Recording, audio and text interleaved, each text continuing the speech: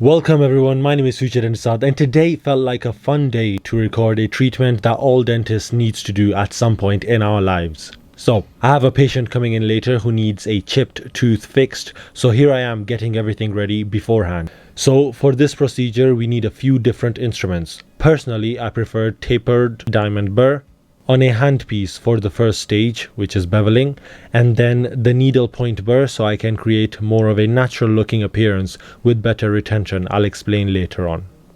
Depending on the case, you can also use a rubber dam or Teflon tape for isolation. Here I used Teflon tape and cotton rolls. I thought that was enough. We also need the tools for shaping composite and our basic tools, which is the mirror, the explorer, and the forceps. Okay, so the tools are set up and it's time to call the patient in and do an examination. I show the patient the fracture once again and we discuss the treatment plan for today and explain what I'm going to be doing.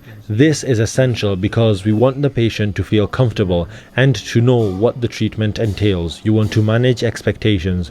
Don't forget to tell your patients about the benefits and drawbacks of composite restoration. Okay, so with this type of fracture, we want to make sure we only take off the enamel that is minimally required. So the first step is to get rid of the sharp edges and create a 45-degree bevel on the tooth surface on the facial and lingual side, facial being forward and lingual being backwards side.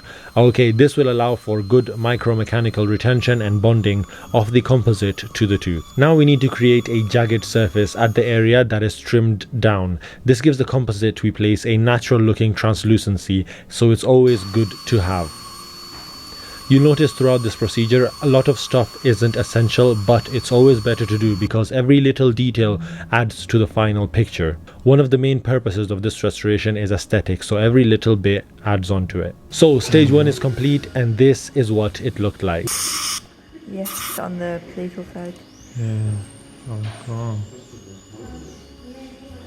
Stage 2, buildup of the tooth. The first thing we do is ensure the tooth is properly isolated. So I dry the tooth and grab 2 strips of Teflon and place them around the teeth adjacent to the one I'm working on. This is so the chemicals we use don't affect the neighboring teeth. Okay, so first step here is etching. We apply the etch onto the surface of the teeth and extend it past the surfaces we have burned down, and we leave it for 10 seconds and wash it off. Now we do the standard medication with 3% peroxide and then 70% alcohol to dry the area, but not too much. I had to go quickly and ask the nurse for a lamp for curing the composite and some bonding material with a micro brush. And lamp and plastic matrix, please.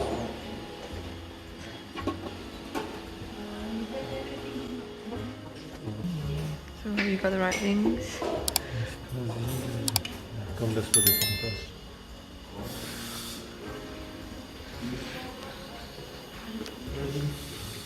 I apply the bond onto the tooth and use an air spray to slowly spread the bonding material evenly over the surface.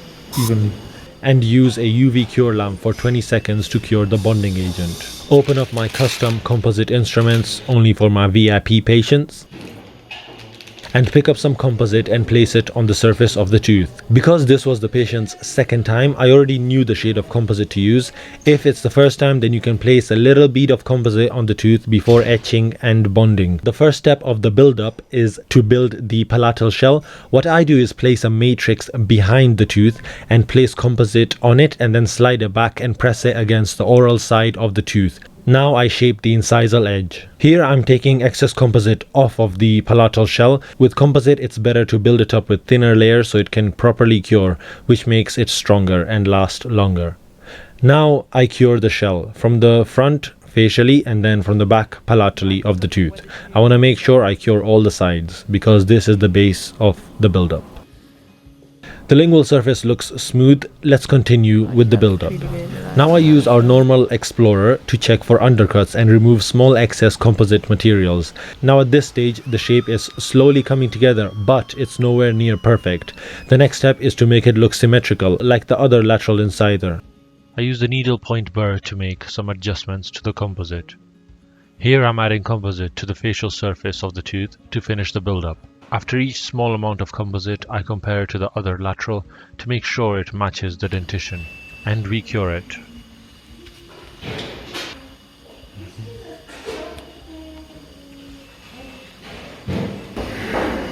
See if there's any missing gaps. Polishing this. These are some soft wax discs, different colours. Yeah. So what do the different colours mean? So each color defines how coarse the disc is. So blue is the most coarse, then we have green, yellow, and white is the last one we're going to use today. Okay. I decided to use the green first as I didn't have a lot to remove, so there wasn't any need to use the blue disc. Okay, so I used the green to shape up the distal incisal edge and the actual incisal edge to match the other lateral incisor, tooth number 22. I also used it to create the distal and mesial line angles. Check with the probe for smoothness and undercuts and continue polishing where needed. Guys, don't forget to put water with the polishing phase. Too much heat can cause pulpal necrosis and you don't want to damage the tooth. Now we move on to the yellow disc. This one removes much less composite and is the second last one for finishing and polishing. The contacts on this tooth weren't ideal, so I had to do some IPR, which is interproximal removal, and using a metal IPR strip. Look how smooth that is. Look how smooth. Do you see a shine? A white dot. Now I got my stuff ready for the final stage of shaping and polishing with a brush and paste. So this is polishing paste. Got it right over here, and I've got my polishing brush. This is going to be for the lingual surface, and this will be for both surfaces.